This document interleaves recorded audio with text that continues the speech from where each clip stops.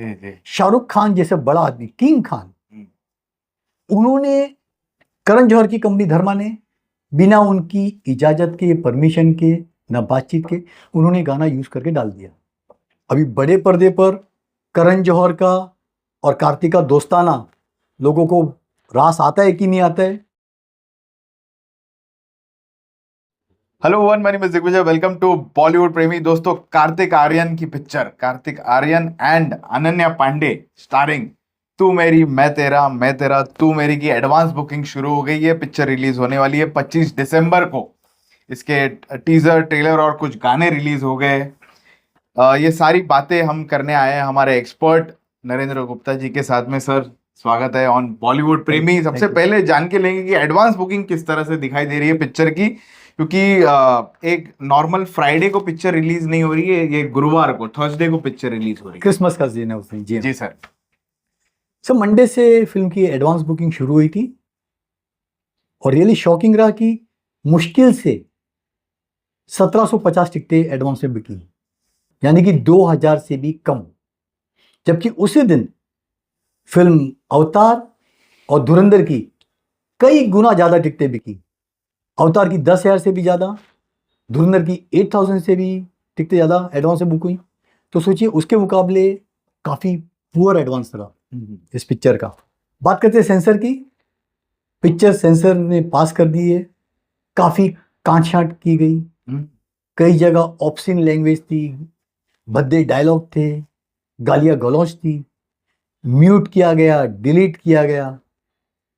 पता नहीं जेनजी को खुश करने के लिए ये लोग क्या क्या तौर तरीके अपनाते हैं। दुख की बात है सर। यही सब तो पसंद आता है सर आजकल के जनरेशन। तो भैया ओटीटी के लिए बनाओ ना, आम पब्लिक के लिए ऐसी फिल्में सर।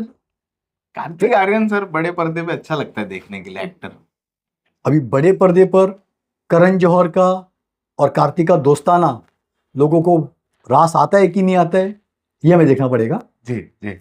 दोस्ताना काफी बनने के बाद बंद कर दी थी करण ने। हाँ। रिलेशन खराब हो गए थे, वापस रीयूनियन हुई है। जैसे पॉलिटिक्स में और बॉलीवुड में कोई परमानेंट दुश्मन और दोस्त नहीं होता, वही बात इन दोनों पे लागू होती है।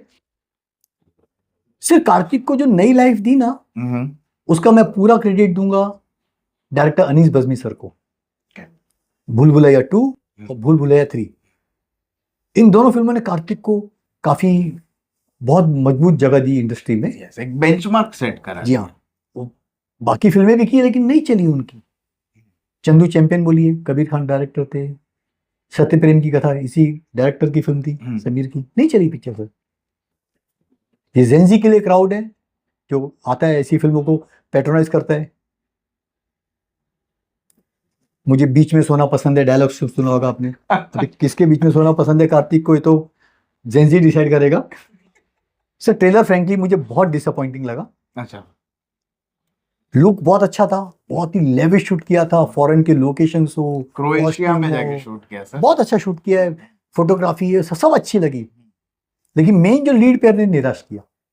अनन्या पांडे कोई भी एंगल से आपको अच्छी एक्ट्रेस नजर नहीं आती सर। खाली जिस्म दिखाना है उन्होंने, एक्टिंग को समझा है, तो रियली उनकी सोच पे मुझे ताजुब होता है। और कार्तिक आर्यन उम्मीद थी कि और नेक्स्ट लेवल की एक्टिंग करते नजर आएंगे सर। नहीं सर, डिसअपॉइंट किया उन्होंने। लगता है उनमें रणबीर कपूर और अक्षय कुमार काफी तक घुस गए हैं। उन्हीं की तरह बोलचाल, डायलॉग डिलीवरी, एक्टिंग वो करते नजर आए सर। दिन बहुत बड़ा है, 25 दिसंबर, छुट्टी का दिन एग्जैक्टली। मेरे ख्याल से पिक्चर की ओपनिंग 7 से 10 करोड़ के बीच होगी। डबल डिजिट टच करती है तो बहुत बड़ी बात है। मुझे लग रहा है डबल डिजिट टच करेगी। ये एडवांस को 10 करोड़ तक तो ये एडवांस को देखते हुए सर फ्रैंकली निराशा लगी। पिक्चर कंट्रोवर्सी में आ गई है सर। अच्छा। एक गाना है सात समुंदर पार, जो टीजर में बैकग्राउंड में बजा था, और कल जो एक प्रॉपर गाना रिलीज कर दिया गया इसी गाने पे, 2.5 मिनट का गाना रिलीज। जी हाँ। तो जो टीजर में जो बैकग्राउंड में जो बज रहा था गाना सात समुंदर पार, इस गाने पे ऐतराज जताया मशहूर डायरेक्टर प्रोड्यूसर राजीव राय जी ने। त्रिमूर्ति फिल्म्स के बैनर के तले फिल्म बनी थी विश्वात्मा 1992 में। म्यूजिक था विजू शाह का, आनंद मलिक साहब के लिरिक्स थे, और दिव्या भारती पे पिक्चराइज किया गया था। बहुत बड़ा हिट सॉन्ग था सर, बहुत ही बड़ा। करण जौहर की कंपनी धर्मा ने बिना उनकी इजाजत के, परमिशन के, ना बातचीत के, उन्होंने गाना यूज करके डाल दिया। राजीव जी ने ऑब्जेक्शन दिया और केस भी कर दिया बॉम्बे हाई कोर्ट में। उन्होंने 10 करोड़ डैमेजेस मांगे हैं। उन्होंने केस किया धर्मा पर, साथ में को प्रोड्यूसर है नमा एंटरटेनमेंट जी। सारेगामा जो इस फिल्म की म्यूजिक कंपनी है, और तीसरा है आदित्य सिंह यानी कि उर्फ बादशाह। उसका नाम आदित्य सिंह है। ओके। आदित्य प्रतीक सिंह पूरा नाम है उनका, तो उर्फ बादशाह, उस पे केस किया गया है। ये दुख की बात है कि इस गाने को रिलीज किया है सारेगामा कंपनी ने, तू मेरी मैं तेरा का गाना, और शॉकिंगली राइट्स बेचे थे त्रिमूर्ति फिल्म्स यानी राजीव राय ने अपनी फिल्म विश्वात्मा के इसी कंपनी को, जो उस टाइम पे HMV हुआ करती थी। सर जो पहले जमाने में राइट्स बेचे जाते थे ना, वो फिल्म मार्केटिंग के लिए बेचे जाते थे। आप साली गाने को डिस्ट्रीब्यूट कर रहे हो, बजा रहे हो सब जगह, आपको कोई हक राइट्स नहीं बनता है कि म्यूजिक कंपनी उसी गाने को लेके किसी थर्ड प्रोड्यूसर को रीमिक्स के नाम पे चिपका दे या किसी दूसरी कंपनी को बेच दे, कुछ भी अपने हिसाब से कर। सर गलत है ये। ओरिजिनल पिक्चर राइटर जो प्रोड्यूसर डायरेक्टर है उसकी मेहनत है ना, उसको तो कोई पैसा मिलता ही नहीं है। राजीव राय जी का एक गाना मशहूर था, दुनिया हसीनों का मेला, आपने देखा होगा बेस्ट ऑफ बॉलीवुड में। शाहरुख खान जैसे बड़ा आदमी, किंग खान, उन्होंने राजीव राय जी को बोला सर मैं आपका गाना यूज करना चाहता हूँ। उनको बड़प्पन लगा, शाहरुख से परमिशन मांगी, उन्होंने एक भी पैसा नहीं लिया, उन्हें बोला यूज कर लो गाना, फ्री में दिया गाना Rajeev Rai ji. Very regarded person sir. और करण जौहर ने एक फिल्म थी, उसमें एक नहीं 2500 गाने थे, रॉकी और रानी की प्रेम कहानी, कितने पुराने गाने बजाए थे जी। लगता है वो भी ऐसे ही बजाए थे। मुझे नहीं लगता है कि जो मेकर्स को करण जौहर ने एक भी फूटी कौड़ी दी होगी, लेकिन उसमें किसी ने राजीव राय जी की एक फिल्म थी मोहरा, उसका मशहूर गाना है टिप टिप बरसा, लाखों करोड़ों वीडियोस आपने देखा होगा, इंस्टा वीडियो बजते हैं। रोहित शेट्टी ने भी गाना मार के डाल दिया था अपनी फिल्म सूर्यवंशी में। यस, इन्होंने ऐतराज जताया था। लकीली रोहित शेट्टी कॉम्प्रोमाइज के तैयार हुए और एक सर्टेन अमाउंट देके मामला रफा दफा किया था। रोहित शेट्टी भी कर सकता नहीं, लेने पैसे जाओ कोर्ट, लेकिन उसको लगा नहीं यार गलत किया है, he settle the matter out of the court. Sir मेरा एक ही है कि इतनी परफॉर्मिंग राइट्स ही बनी हुई एजेंसी PPL है वगैरह बहुत सारी हैं, अगर आप चोरी चपाटी करते हो तो क्यों नहीं सर्टेन अमाउंट देके आप बाकायदा राइट्स लेके यूज करो ना। और म्यूजिक कंपनियां सरासर धोखाधड़ी करती हैं प्रोड्यूसर से। उस टाइम पे ऐसे कोई राइट्स नहीं होते थे, परफॉर्मिंग राइट्स, आप रिमिक्स करेंगे ये करेंगे। 92 में कहाँ रिमिक्स होते थे, प्रोड्यूसर गुड फिट में पिक्चर दे देता था आपको, चलो ठीक है आपको राइट्स म्यूजिक राइट भेज दिए। तो ये नहीं कि आप मनमानी तरीके से उसको कुछ भी यूज करें। कल केस की सुनवाई थी बॉम्बे हाई कोर्ट में, मैंने राजीव राय जी को कोशिश की बात करने की, सर दुबई गए हुए हैं, बातचीत प्रॉपर नहीं हो पाई उनसे, जब भी आएंगे उनसे पूरा लेंगे कि सर मामला कहाँ तक पहुंचा है। तो पिक्चर की रिलीज तो नहीं रुकेगी डेफिनेटली, उनकी मंशा है शायद कि जब OTT पे आए 8 हफ्ते के बाद उस तक कुछ फैसला हो जाए, धर्मा उनको डेफिनेटली कुछ कंपेंसेशन दे या मामला आउट ऑफ सेटलमेंट हो जाए। तो ये मैं रियली आज के मेकर्स को बोलना चाहूंगा, आपकी फिल्में अभी भी पुराने गानों पे जिंदा है।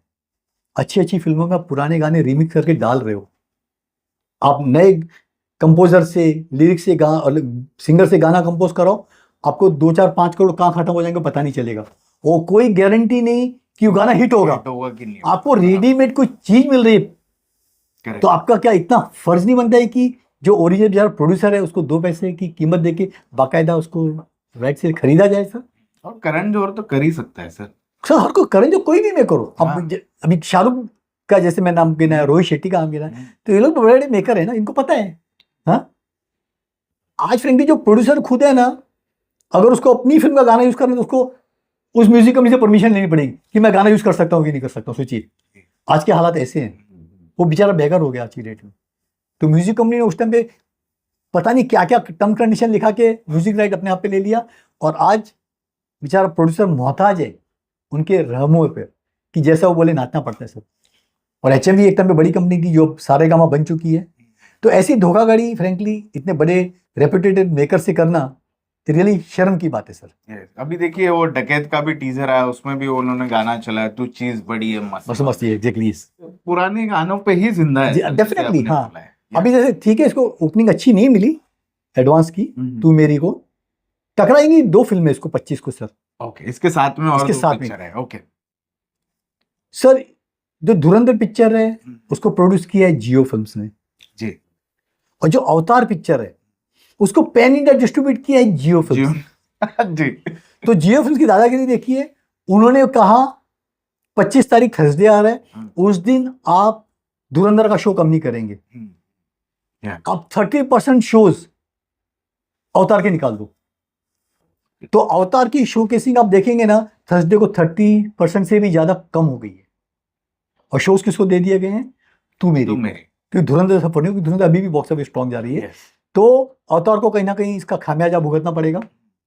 हाँ, ये जियो की दादागिरी है। उनको फर्ज बनता था कि जो पहले रिलीज हुई है, अवतार तो नेक्स्ट वीक आई ना, 2 वीक के बाद आई। हाँ, 19 को आई। धुरंधर कम गया, धुरंधर का भी डेफिनेटली बिजनेस थोड़ा डाउन हुआ 19वें दिन, लेकिन उन्होंने अवतार को डाउन कर दिया।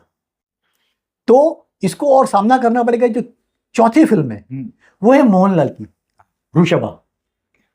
ये पीरियोडिक फिल्म है, 200 करोड़ के महंगे बजट से पिक्चर बनी है। बाप रे। इसकी कहानी सर पुनर्जन्म के ऊपर आधारित है।